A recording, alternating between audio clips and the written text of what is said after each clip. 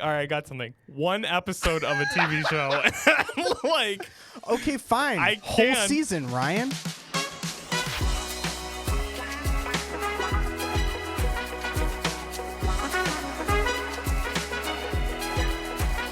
welcome back to Recommendations Required, a podcast where two bearded men talk about their next obsession. That didn't work out. See, this is the thing. I try to mix it up. All right, pull it back. Welcome back to Recommendations Required. Oh my gosh. Welcome back to Recommendations Required, a podcast where two best friends try to find their next obsession, and maybe so will you. I'm Ryan Mione. And I'm Glenn Brown. And I'm including all of that, and that's proof right there that I'm not mixing up the intro. Yeah, I don't think you could change it. It's just going to trip you up too much. I talked about it on, I think, the last episode. I'm like, oh, maybe each episode is something different. No. And here's your first try at it. Didn't go well. Done. Nope. It's like I picked up a new hobby like skateboarding, and I just face planted it. I was wiped. like, no, this isn't for me, I don't think anymore. Nope. Oh my gosh. Episode 27?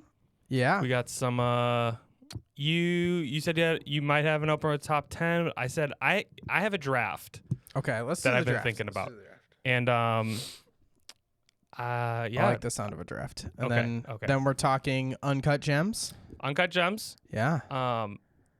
It's been a while since we've talked movies, so I'm excited to hear your thoughts on it. And do you have a recommendation before we continue? Do you have a recommendation locked in? I do have I have a couple on deck. See, here's the problem. I just want to talk about it real quick. No, that's good. This is good. Okay, This is good. Okay. So here's the problem I've been having is I have had no time to try new things. Fair. So fair. I have a ton of stuff on my list that I know would be great for you, but I haven't had the chance to vet yet. Yeah. If that makes sense. Okay. Yes, absolutely. So I have one thing that's that I think is going to really hit, but I haven't vetted yet, so I'm not going to recommend that. Okay. And then I have something that I'm very unsure if you're going to like it or not, but I want to talk about it. See, and that was the thing we were coming up with is like you had things to recommend to me, but you're like, I don't really want to talk about this though, because it was like a board game that was too simple. So yeah, I have something I want to talk about, and then I have another thing that I just came up with, but I think I'm going to save it. So I think this is a good practice for Glenn is have like 3 things locked and loaded. Yes, I'm trying to have locked and loaded things, but the thing is I don't have enough time to like try new things, and you're trying new things so quickly. Faster. Yeah. You're always trying new things all the time that half the time I bring you something and you're like, yeah, of course. I already tried it. Of course I've tried that. What are you talking about? Yeah, exactly. I know. It's so hard to keep up with you, but it is. We'll see. It's not fair. We'll get there. Okay. So I have a pretty simple draft. Okay. So we'll definitely be putting the polls of who we think is going to win this. But here's the rules. You get 3 picks. Okay. They all have to be animals. Okay. One animal is going to actively try to kill the other person. Okay. One animal is going to actively be defending the person, so your bodyguard. Okay. And then we'll say another animal can have its own specific commands. Oh. And you can... It's like a wild card. A wild card. If you're like, I want this one to try and poison you. I want this one to be a scout. And the other thing is, I'll say that all of these animals can communicate to each other telepathically. With me? No. With each other. With each other. They can't talk to you. None of them can communicate to you. Okay, interesting. So you have to pick the animal, pick the role, and then for the wild card... do we have to pick what position the animal's going in? Yes. And are we picking those positions in order, or do we get to draft whatever order you want to pick? Interesting. Okay. I don't want to go first. No, you have to go first. I want to react to your choices. I know. I try to have not thought. I've tried. Oh my gosh. Try to not think about it. To think too much about it. Okay. But it's hard. I'm like, I have a couple in my head, but. I have a couple too. Okay. Okay. Let's start it off, Glenn. So position and then animal. I have so many ideas. Usually I'm struggling to come up with something with draft. This draft, I'm like flooded with ideas. I got it's almost so too much many. going on. It's too many. Yeah. Okay. I haven't thought out all the possibilities, but I'm gonna stick with my gut. I'm gonna take attacking. Okay. And it's gonna be a grizzly bear. Grizzly bear. I think I'm going grizzly bear on offense. Okay. I like that. Yeah. I'm gonna go defense then next. Okay, that I figured. See, you're gonna get all the reactions, which That's puts fair. me at a disadvantage. That's but fair. no, I can go for it. I can do this one and the next one, so you get a reaction. Okay. We'll snake draft it. I'll say defense. I'm gonna go silverback gorilla. Oh, okay. That's good. That's good. Because the thing is, I am like the gorilla, just the brute force of that. Yeah. As well as it's going to always be playing the home game. Yeah. Okay. It can build. Okay.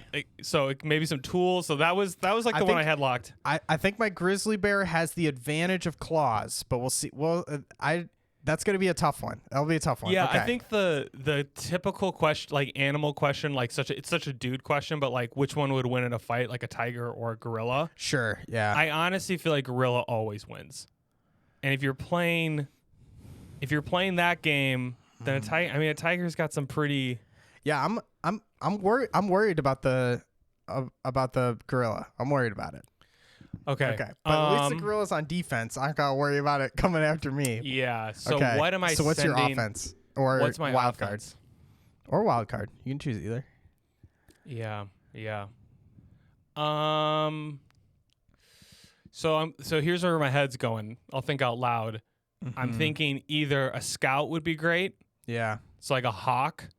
Yeah. Or something that's really small and poisonous. that can go for an assassination. That's exactly what I'm thinking. Yes. And I was thinking scorpion, but scorpion's not an animal, right? I don't think a scorpion's considered an animal. It's like what?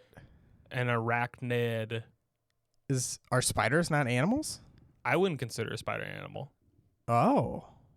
Okay. In my head, we can bring that. They're like this insects? is rule 0. I was thinking no insects. Okay, we can say no insects. That's fine. Because I think then it goes like, oh, I would do whatever. Sure. That's fine. So probably, I think I'll go assassination black mamba. Black mamba. Okay. That's your wild card? I think that's my wild card. That's your wild card. Okay.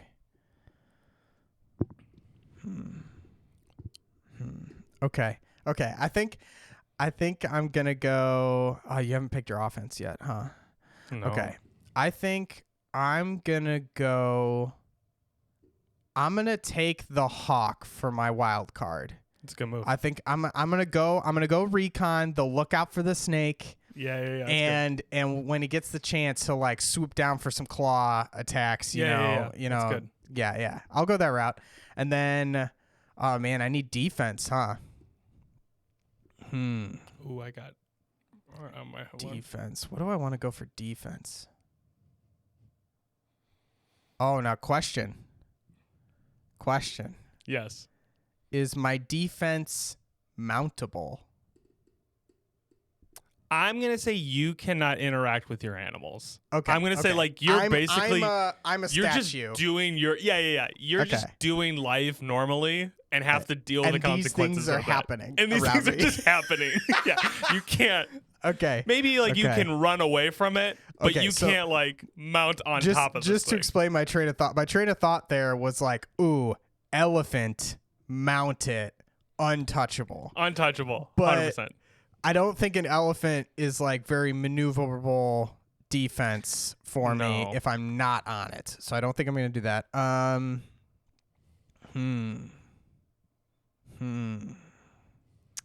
What's a good defensive animal? I want something that'll look out for a snake. That's the hard part.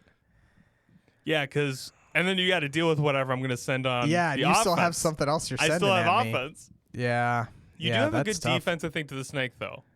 I think a hawk was a good pick. But that's true. The hawk can pick up the snake. But I mean, it's a black mamba. It's black mamba. like I know anything about a black mamba. What's a very do I have to worry about like I want a territorial animal, or are we just not? That's the other question. It's like their defense animals just gonna be chilling with you. Mm-hmm. So also maybe like some thoughts about like, I mean, I'm down chilling with the gorilla. I think I'm gonna go like Black Panther. I want something that's like agile and can like look out for me, but can be like very aggressive or like stealthy. You know, I think I'm gonna go Black Panther. Okay, For I think defense. I think that locks in my aggressor. So I was gonna. So I had three picks. Okay. Polar bear. Oh, Like, polar bear. Okay. I mean, it's bulletproof. Like, not that you're gonna be shooting at it, but like those things are tanks. Sure. Tiger was the other one. Okay. But now I feel with your pick, I'm like, Like now it's kind of like it's an even match. I think the tiger still wins in that matchup. Against now Black Panther? Yeah. Oh yeah. A tiger, it's like the killing machine. Okay. But I think I'm gonna take a wild card. I might lose it on this, but I'm like, I think I'm gonna go elephant. For offense. Wow. Here's my thought. The elephant will need the attention of both your party members, both of your animals, to really fend it off. Is it really going? Is it really going for the kill, or am I going, hey, I need the biggest distraction. I need the thing that can take on the most hits. Black Mamba's going in for the actual kill. But maybe the elephant. Okay. You know, it's like a cat's gonna need to deal with that elephant. And I don't know if it has. That's not. I don't think that's a. That's tough. Yeah. So I got to be honest with you. I don't know that I'm winning this one. I'm feeling pretty. I think I just thought of the Black Mamba. I'm like, I think that might have been my. That might be the edge there. I would legitimately be interested about the grizzly bear, gorilla. Yeah, I specifically. I'd be interested. I want to hear comments of who's winning between a grizzly bear and a gorilla. We did the D&D draft. I won that 100%. No, absolutely not. Yeah, no. Moving on. We did the other one, which was like people. You won that 100% with the red. Yeah, I think so. Yeah. This one is feeling pretty even. I think we need a good vote. If I had to give a winner, I'd say me right now. I think you have a slight edge in almost every category. We'll let the audience decide that. So yeah. That was my draft. That's a tough one. That's a good one. That's a good draft. I like that. I like it too. So just to be clear, I am sending a elephant to kill you, a gorilla to protect me, and a black mamba to poison you. To wild card. Yeah. And I am sending a grizzly bear at you. I have a black panther to defend, and I have a hawk with the razor sharp talons as my wild card. That's the other thing is does the elephant really negate the hawk? Because it's like, if the hawk's just watching, it's like, no duh, an elephant's coming right now. Oh, no. And it's more for the hawk snake. is on 100% snake duty. Yes. The hawk is on snake duty. For sure. I like this. All right. I think we need more drafts like this where they're strategic against each other because I like the back and forth. So they're very good. Yes. Yeah. Okay. So we're going to talk about Uncut Gems. Yeah. I have no idea what your opinion is going to be on this. So I'm interested. I think this is a good film to talk about. So I'm interested to kind of see what you think. We didn't get much into what the movie's about. I kind of basically just read a review for it. Actually, let me just pull up the review. Okay. To like ask if you felt like this was a accurate depiction. Oh yeah. Okay. That's good. That's a good call. And we'll start there, and then you can jump into kind of what you thought. Okay. Okay. Good? Yeah, I'm just improving my lighting a little bit. Okay. This movie starts us right off with a psychedelic colonoscopy to signify how cleansed our asses will be for the next 2 hours and 15 minutes. And I call this, and cannot stress this enough, poetic cinema. I feel like that's mostly accurate. I mean, some of that is literally accurate. The first half is literally accurate. Yeah. Okay. So the first half you would 100% agree with. Whether it's that scene is poetic cinema, is another thing entirely. Is another thing to debate. Yeah. Okay. I would agree with that. Let's hear about your experience on Uncut Gems. Yeah. Okay. So I want to also, just before we start, I want to try and avoid spoilers, specifically the ending. Okay. As much as possible. Okay. And no, you know what? We always spoil stuff. So yeah, I think we're gonna spoil stuff. we'll sorry. spoil it. No, that's good. Yeah. So if you haven't spoilers seen for it, just Uncut Gems. If you haven't seen it, go watch it. go watch it. Yeah. I think we'll save most of the spoilers for the end of our talk. Maybe not. We'll see. But okay. Yeah, this movie was what I expected it to be, and definitely not what I expected it to be at the same time. Wow. Okay. So we start off the movie in a possibly African country of some sort. I forgot the location, but there's basically a mine where they're mining for gems, diamonds, opals, the like. And it's clear that like some workers like stole some gems from this mine to like sell on their own to make a quick buck. And it turns out that they sold that rock to Adam Sandler's character, who I'm forgetting his name. We'll say Adam Sandler. It's fine. Adam Sandler's character. Now, the movie starting off with that makes me think this is going to be a like suspense thriller sort of situation where like the government is going to be hunting him down because he's dealing in like black market gems, or like someone's going to come looking for these gems because they were stolen or something. You're trying to predict where the suspense comes from, and you're wrong. And that is completely wrong. None of that is addressed or touched at all. Yeah. Oh. But the beginning of the review is accurate on it. Like the camera like dives into the gem and it turns into like cosmic, colorful space, and then suddenly you're in his butt. And it's a colonoscopy. Like it fades into like intestines. Very slowly. Like you can't tell right off the bat. And you're like, wait, what is? Oh my god. Okay. I was watching this with Holly, and we were watching that like slow transition, and she's like, "This kind of looks like a colonoscopy." She knew right off the bat, and I was like, "I think it is." That's so good. That's so good. It fades into the colonoscopy, and then basically you get dumped into Adam Sandler's character's life. Like, we're quickly learning that this is a man who owns a jewelry shop and deals in like high quality gems and jewelry, but is also addicted to gambling and is in great amount of debts to probably multiple loan sharks that are all trying to like get their money back, and clearly he doesn't have it because he's wasting all his money on betting. So I got the picture of what was happening very quickly. Like I understood who this person was. It's a familiar character in movies, nothing too wild. Like I wasn't like thrown by who this guy was. Like I saw him, and within 3 scenes, I'm like, I know who this guy is. Yeah. It was very clear to me. And then the problem with the movie happened.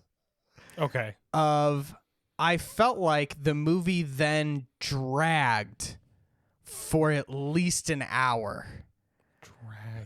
Telling me who this guy was when I felt like I already knew who this guy was.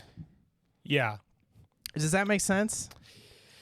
Like the movie just started, like it introduced some characters. Okay, he's got this clearly younger, more attractive girlfriend who's clearly with him for money, probably. probably not the most healthy relationship.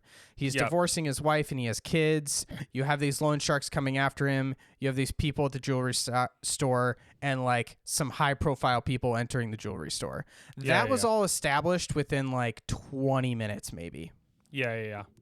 And then it just felt like the middle hour chunk of the movie was just like things crumbling down and like falling apart like over and over and over again for him.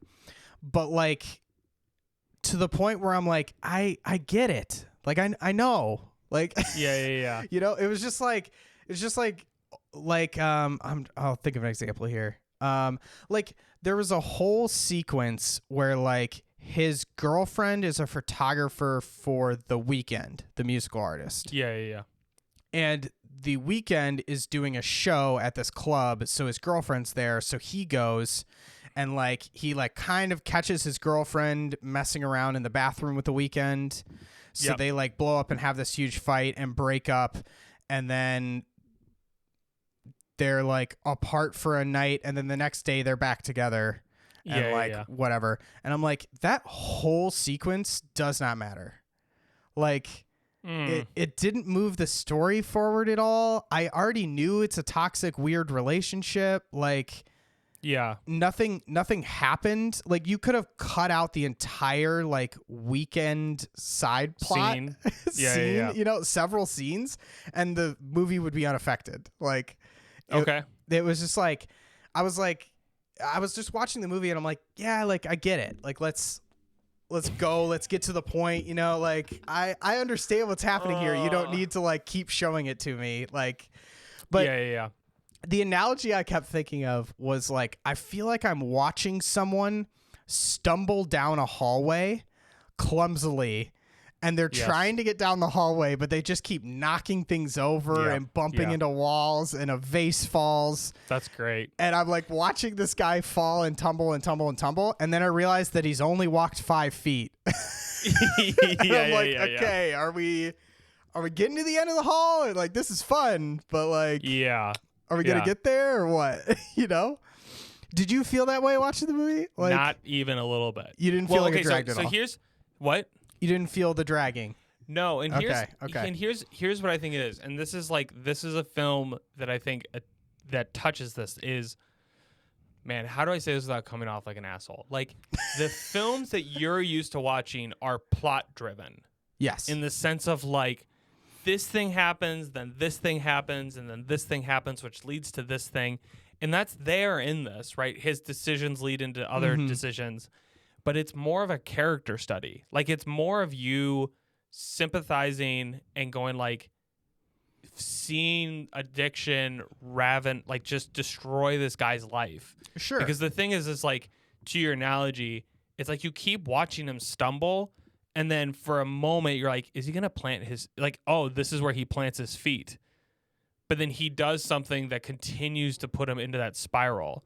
And like and I think where it's like, oh, like we didn't need that Weeknd scene, we didn't need this, and I would argue, I'm like, it's kind of though showing how it's influenced all aspects of his life. Like he's even gambling in the relationship. He's gambling. Like I think I get the argument, and I think it's a fair response to have. I just think it's I think the way you're talking about it is as if it's I don't want to say Marvel film because that's like, but like any like typical action film of like things happen or suspense. And it's like, it's not really suspense. It's more like a slice, like a slice of life film. Like you're seeing and you're put into the shoes of this. And I think the other thing that I thought was interesting is like you said, oh, like I know who this character is. I'm like, you do, but it's never been the main character. Like the main character is almost never this kind of guy. And if it is, there's a really strong redemptive arc. Yeah, definitely. Yeah, which I mean, I kind of knew that wasn't coming. Like that's not his vibe. And like I did like the character. I thought it was an interesting character. Loved watching the character. It felt like you said, like I'm watching a spiral. Yes. And like the movie had 20 spiral loops. when I feel like it could have achieved it in 10. You know, like, but that's like saying, oh, I already know that A, B, and C is going to happen. Therefore, let's just skip all of it. That's because I still want to see A, B, and C, but it's showing me A 1, 2, 3, 4, B 1, 2, 3, 4, C, and I'm like, just do A, B, C. It wasn't presenting me with new information. You know, it was repeating the information to me. It sounds to me, though, that you just didn't care about the character. Because if you cared, then there would be this piece of like, okay, can he get out of this? Is this going to be the moment where he turns? Like, I guess I didn't care about him. I think don't know that's the thing. that would be a good statement. Yeah, if you didn't resonate with him as a character, then the movie is just watching this guy just tumble down into oblivion.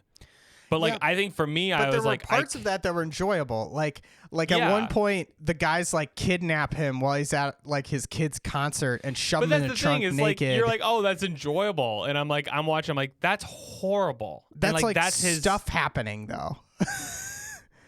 Not like in like I'm feeling okay. I need to back up because I'm feeling extremely stressed this whole movie.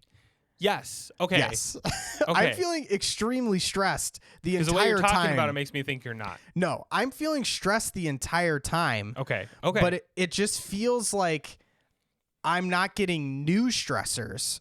I'm just getting the same stressor over and over again. I think it's probably the point. Which is the point. Okay. Good. It's probably the point. But when I'm watching a movie, it feels like it's wasting my time by like giving me that same point over and over and over again. But I think that's the thing is like you're stepping into this film to feel something, experience something, and the core idea to the film is addiction. Yeah. And which the is core a idea is like over and over. And I think like your thing is like you are doing the same thing. Like know where this is going. Like just don't do it. I know it's logical happen, person, so it's very difficult to watch. Yeah, exactly. And I think that's the point. I think that's the thing with the films I want to like recommend you more and more is like they're not easy watches. Some of them are not even fun or enjoyable. Sure. But it's about what you're pulling from it. And it's funny listening to you talk about it because you're like, I want a film that has a progression and there's change and there's novelty. And it's just like, this film's just kind of like, he starts here and he has about 20 different chances throughout the film to step out of it. Yeah, and he doesn't. And actually make it big. And he just doesn't, and it comes to its final conclusion. And Yeah, you're like, why wouldn't you just, we know he's going to go from the top to the bottom, so let's just skip to the bottom. It's like, no. We're going to strap you onto him, and we're going to show you every exit that he misses. Okay, but to be fair, like, this is not going to be a fair comparison, but like, it's the other movie that we've done on the show, Everything Everywhere All at Once. Like, that was a stressful ride.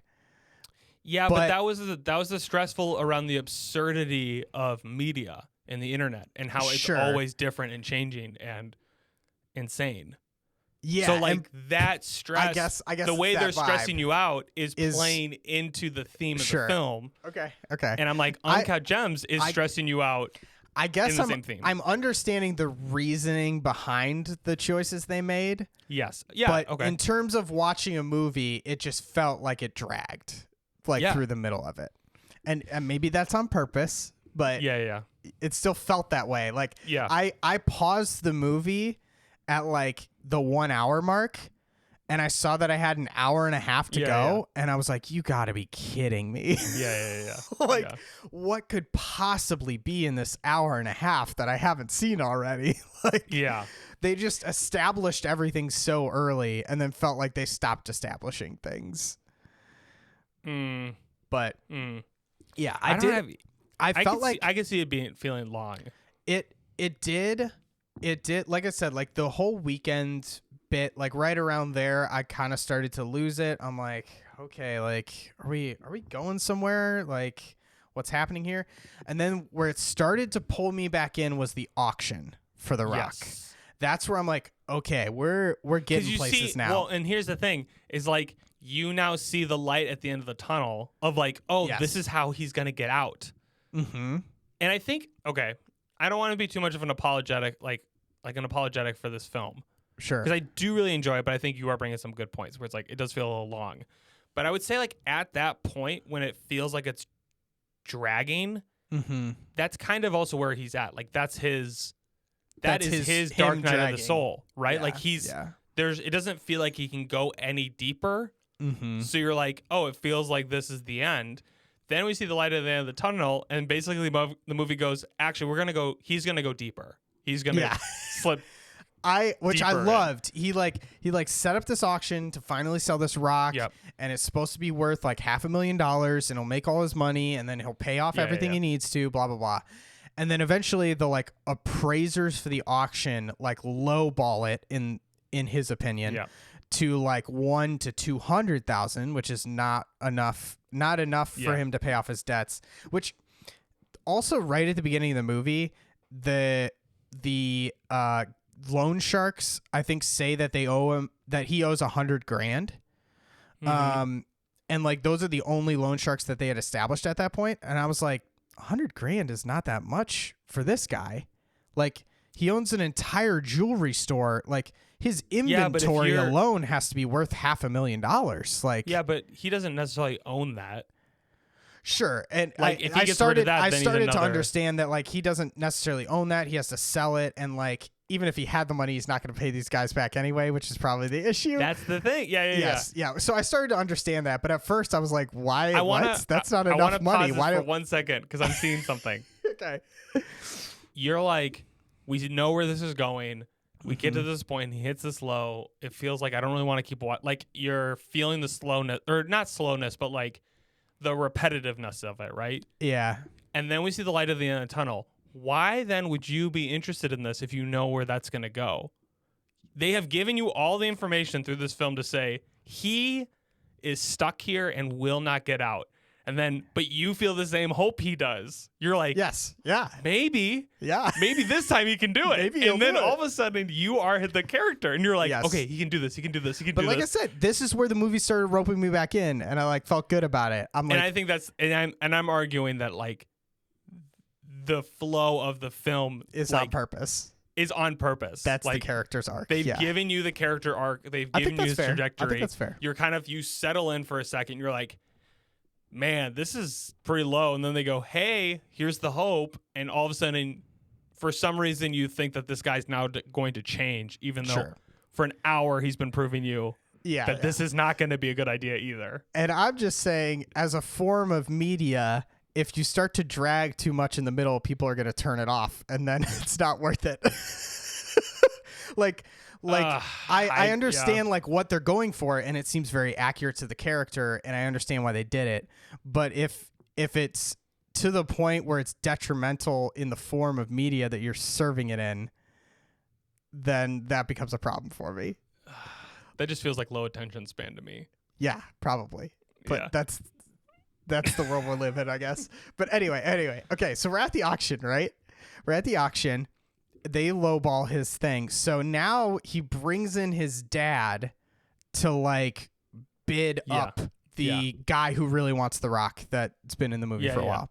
The basketball player. And I was like, okay, I mean, for sure his dad's buying this rock because they're going to fuck it up because, of course. But I was like, ooh, okay, like now his dad's going to be like sucked into this thing. And like it's just all the dominoes are starting to fall, which felt very good. And then he like, it felt great. And then his dad ends up having to pay for the rock, and then he ends up calling up the guy who actually wanted it and be like, hey, like I can still sell it to you. And then he meets up with this guy, and the guy's like, what the hell is going on? Like he's basically like, what is happening right now? Like I'm so confused. You're giving me the ring around, whatever. But okay. This is possibly the best ending to a movie. I loved the ending of this movie. It was absolutely amazing, and it redeemed the whole movie for me. It was the best ending this movie could have had. Like, absolutely great. I'm sure you agree with me. Yeah. But okay. Yeah, absolutely. So, the ending to this movie, spoilers, okay? Here we go. He gets the cash for the rock. He now has Yes. all the money he needs to pay off his debts and be scot-free. Yep. The loan sharks are currently knocking on the door, like breaking down the door to his jewelry shop because they know the cash is in there and they want it. Yep. He decides, I'm going to bet all of this money on the basketball game tonight because he just can't resist. So he like chucks the money out the window to his girlfriend so that she can run away and place the bet. The guys break into the... It's making me stress you explaining this. I haven't seen this movie in a bit, and I'm like... Okay, the oh, guys gosh. break into his jewelry store, and they're like, where's the cash? And he's like, it's too late. Already headed to the ponies, betting it, you know? And they're obviously pretty pissed about that. Yep. So they're like, oh, let's get out of here and get the girl before she can get the cash to the casino to bet it. But most like jewelry shops have like this buzz-in system with like bulletproof glass so that people can't rob them. And there's like a door 1, a booth, a door 2. Yep. And as these guys are leaving, they go into the booth and he locks them in there before they can exit the building. So now these 3 guys with guns are like trapped in this booth while he's in the jewelry store and he can't leave because that's the door out, right? Yeah. And he just turns on the basketball game. The best. So good. This man. Okay. Insane. So now you have 3 loan sharks, very angry loan sharks with guns in this booth, yelling and screaming at him. They want to shoot their guns, but it's just going to ricochet because of bulletproof glass. And they're basically forced to watch him watch this basketball game that he put all this money on. All their money into. All their money on. And this is so good, Ryan. Okay. The game's going on. It gets closer and closer. Like his bet looks like it's gonna follow through. The guys in the booth. There's like 2 guys that are like, kind of like the muscle. They're like the muscle, and then there's the one guy who I think's kind of in charge, and he actually owes the money to. Yeah. And that guy is like, oh wait. Like he's starting to understand like this might happen, and like the payout for this bet is like $1.5 million. Like they're all home free at that point. Like great, you know. And basically the game ends and he did it. He won. He got the $1 million. His girlfriend's freaking out at the casino. He's freaking out in the jewelry store. They finally made it big. So he opens up the door to buzz these guys out, like back into the jewelry shop because he can finally pay them. One of the muscle guys pulls out a gun, just shoots him right in the head, and he falls to the ground dead.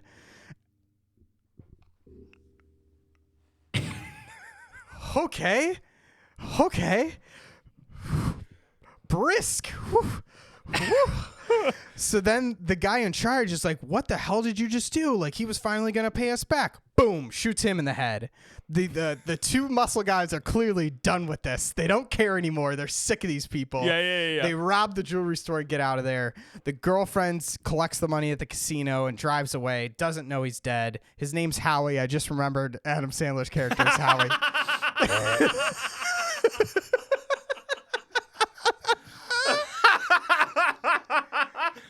Oh my God. But okay.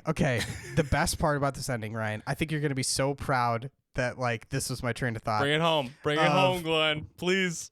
My initial reaction was like, oh my God.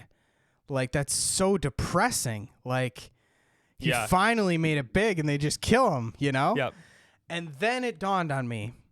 That is the happiest ending that he could have had. Yes. The literal happy ending to this story is that he wins it big, he's on top, and he goes out. He dies on the top. He dies on top because we know that he's going to go back a week down. later. He's blown this money on different bets, and there's no way he's holding on to this money at all. Said. So he is going out on top. I didn't actually make that conclusion. That wasn't something that went through my head. So I'm. Applause to Glenn. That is a great point. I literally turned off this movie and like 10 minutes later that dawned on me and I was like, that was the happy ending. Like it seems like the Departed ending where like everyone dies and it's very grim and it sucks and like no one won. But I was like, no, that's like this is the happy ending. His happy ending. Yeah. very great ending to the perfect ending to this movie, I think. Yes. Ending it any other way would just not do been, it justice. Oh, Yeah. So good. But yeah. I enjoyed Gems. I enjoyed most of the movie. It, like I said, dragged a little bit in the middle where I was like, oof, man, this is Yeah. I'd love to get somewhere. But man, once we got to the auction, I was locked in. Yeah. Loving every second, man. And it seems like you got a takeaway from it. Like it had impact on you. Yes. For it to end definitely. like that and go, oh, this is it wasn't just like it ended and you moved on. Like you were thinking about it afterwards. Yeah. It definitely shifted my perspective on that, and that to me is the core movies. of these films, of the films I suggest to you is it Yeah. should have some sort of impact on you, positive or negative. But yeah, definitely not a movie I would have sought out. Yep. Yep. which is perfect. Yeah. All right. But yeah, I would highly recommend that people watch this movie. Yeah. Just maybe skip through the middle 45 minutes. No, you don't skip. Just have an attention span more than a 6-year-old. He gets shoved into the back of the car naked, and then you skip to the auction. You're good to go. Insanity. No, but yeah, I think it's an attention span thing of just I think it's the media that we have been shoved into just requires short attention and it's spans, that's the thing that's surprising to me is it feels like it is really fast paced. But I get what you're saying. It is. Yeah, and I was stressed and it was fast paced, but it just felt like it took a detour for a while. It was moving quickly, but in the wrong direction, and then it came back. And I was like, why'd we take that detour? Yeah. It's fair. Yeah. Okay. All right. But yeah. Teeth. Good recommendation. Thank you. 32 out of 32 teeth. Mm-hmm.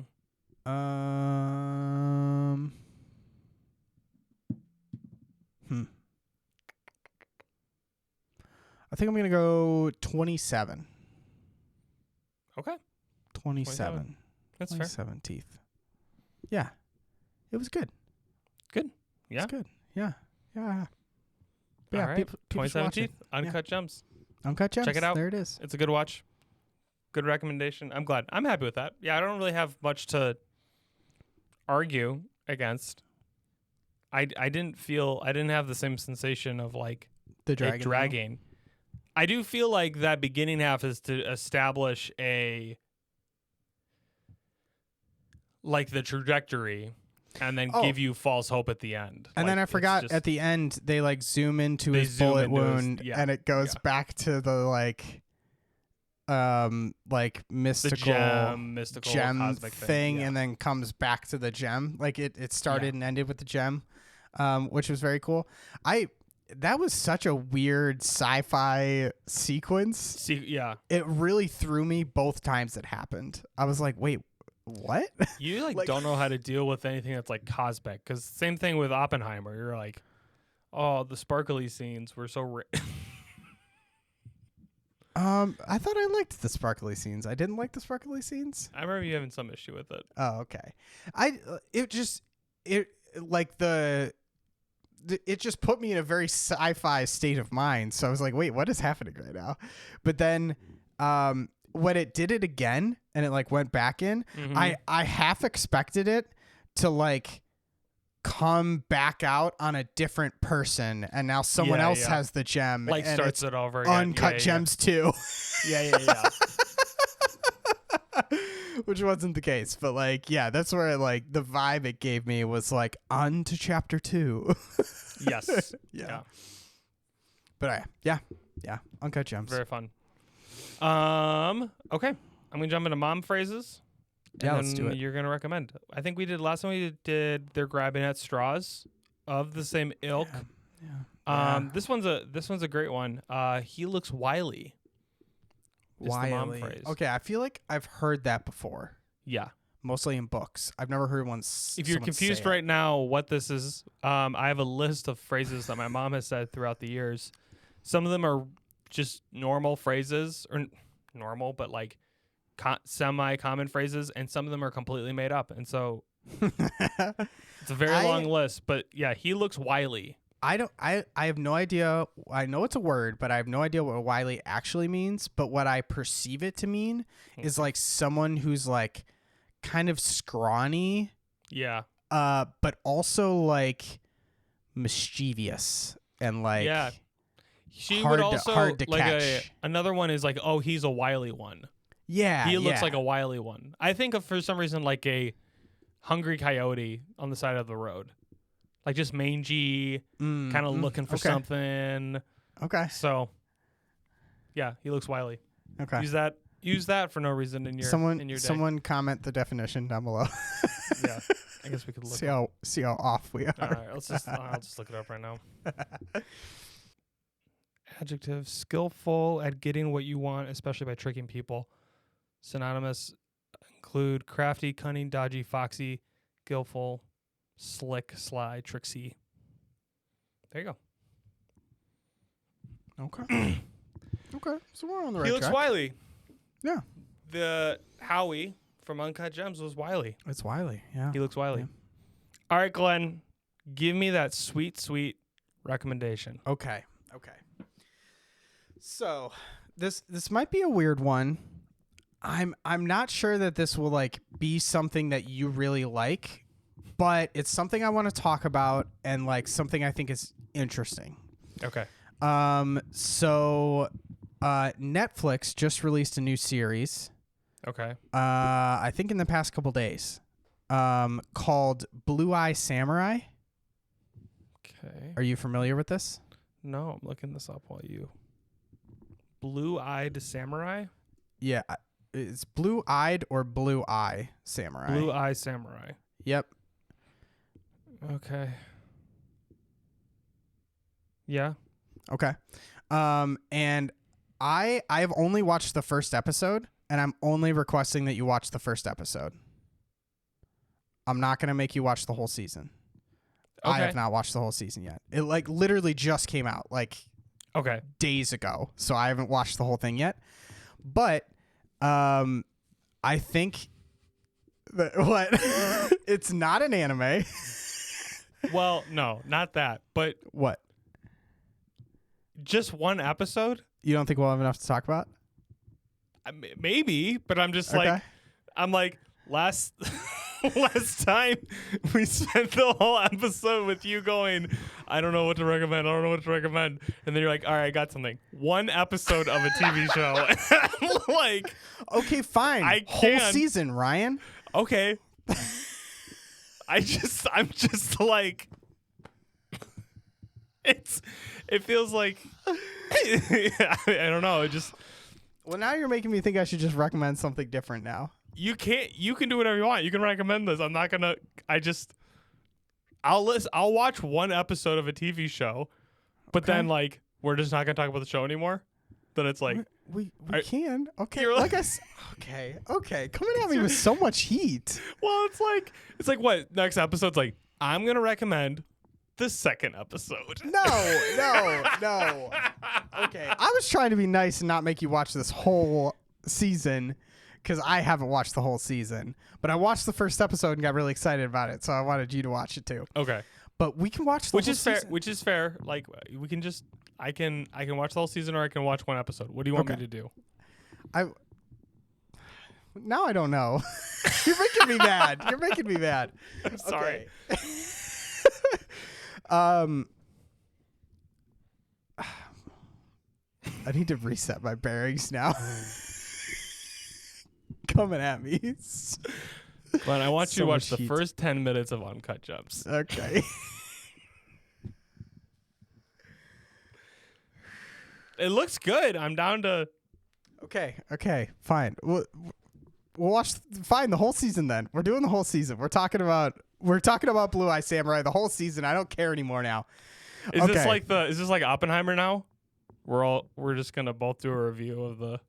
No, because I watched it.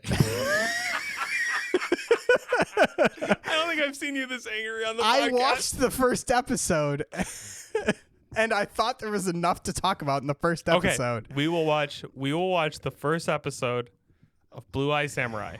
Okay. Because the first season is 8 episodes and they're each an hour plus long.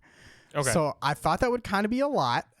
So I was limiting it to the first episode. Okay, I was But you're imagining coming these at being me with 20. hate. I was imagining these being like 20 minutes. No, the first episode's like an hour and a half or something.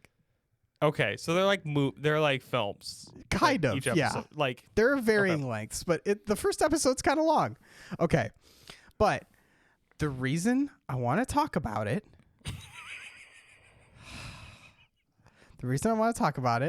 is because the creators are the same creators of Samurai Jack. No. Okay. Of Blade Runner, the new Blade Runner movie. Oh. And something else. Hold on. Let me look it up. Logan and Blade Runner 2049. Both like From the writer, to be fair. yes. From the writer of Logan and Blade Runner, he is listed as a creator, I guess, on this one, 2049. Yeah. But The images look great. yes, I specifically want to talk about this animation style, and like how it lends itself to the show, because I feel like I've been seeing a lot of this kind of animation pop up in different in like different genres too, like not even like the same type of show, but like kind of all over the place. Like I think there's some Pixar movies with this kind of animation. There's Arcane came out on Netflix, which I still haven't watched. I was gonna ask if you've seen animation. Arcane, because it seems similar to that as well. Have you seen as, Arcane? Okay. I haven't seen Arcane, but I feel like this type of animation is kind of specific. It's like pseudo 2D where it's actually 3D to be stylized in a way that I think it's Spider-Man called, verse is kind of that. I think it's called painted CGI is like what the animation style is called. Yeah, and I think Into the Spider-Verse is like comic CGI or something, like kind of an offshoot of that. Okay. But yeah, I just think it's really interesting, and like how it interacts with the media they're showing is interesting. Yeah. So I kind of I want you to at least watch the first. I'm gonna try and watch more, but like I want you to at least watch the first episode episodes. So that we can like talk about it. Yeah. Because it just came out. I think it's interesting, and I want to get your opinion on it. Blue Eye Samurai. Yeah, I'm down. Yeah. I started watching. Have you seen The Boys? I have seen The Boys, but I am nowhere near caught up. I watched because they came out with a new one, a new like split off series that lives in the same universe. Gen V. Yeah. So I started watching that. What do you think? So far, the first episode's good. I started watching that and oh crap, what's it called? Invincible. They just released like the new season, so I started watching I gotta get on Invincible. I didn't realize there's the new only one season's out. Yeah, there's only one episode so far. Okay. So yeah, which was it was good. I need to keep watching Full Metal Alchemist. I just feel like my brain needs to be in review mode when I watch it. Yeah. I mean, you got time. Got plenty of time. I know myself, Glenn. I don't want to procrastinate because God knows that we're gonna get to the end of the year and you're gonna have to be in a WoW fever dream to get up there. So I'm like, whatever I can do I want to enjoy this and take my time, but still steadily move, because the last thing I want is like Way of Kings of like I'm listening to it going to bed and then immediately when I wake up and listening to it. Yeah, that's fair. Quick question then, because I was liking The Boys, but I think it almost got a little too stressful for me, and like I felt like I couldn't keep up with it. Yeah. To the point where I'm like, this is almost a little too dark for me.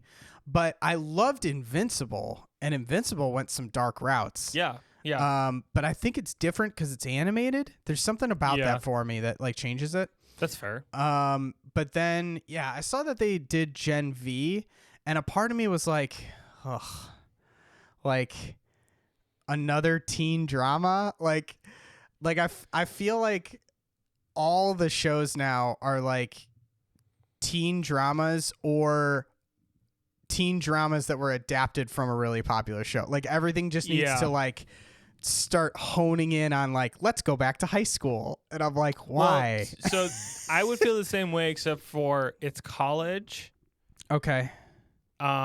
It's just as brutal so far as The Boys. Okay. But it brings in the horribleness that is college politics. Okay. Yeah, I was like, I'm sure there's like something good here, but it's not like, oh, we're teenagers. It's like, in this world, how does a teenager grow up? Yeah. Function and grow up. And then also like, oh, colleges are like the system of college is horrible. Sure. What would it look like in the Boys universe if everyone had powers? And you're like, oh, this is just the worst thing ever. Just dreadful. Yeah. Just dreadful. Okay. So in that sense, wanted I'm like, I wanted someone to tell me it was worth it. Essentially. Again, I'm not going to recommend it because I've only seen one episode. Oh, I see. Are the episodes an hour and a half long? They are. Oh, well. Yeah, the first episode's around an hour and a half. Okay, fine, Ryan. We're doing the whole first season. No, we're stop doing one complaining episode. about it. I am not complaining. You're giving me very little homework, so I'm okay with it. Oh my gosh.